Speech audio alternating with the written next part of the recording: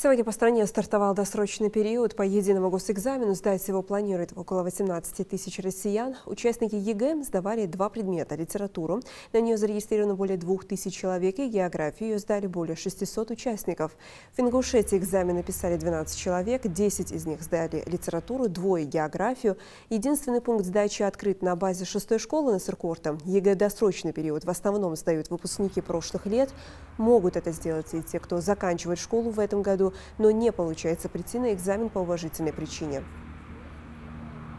Я решила 3 аудитории, продолжительность поскольку... экзамена 3 часа 55 минут. Сдача ЕГЭ в досрочный период ничем не отличается от основного.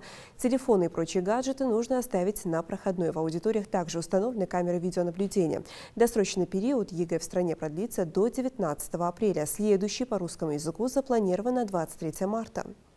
Все условия, которые по положению предусмотрены, у нас здесь созданы.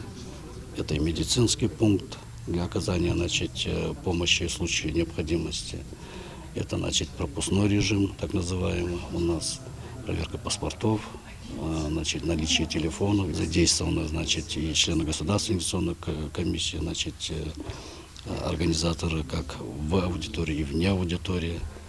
В соответствии со своим регламентом каждый из нас выполняет определенные свои функции, работу и так далее. Ну и плюс ко всему у нас есть и федеральные инспекторы, которые у нас сегодня заявлены, они тоже здесь.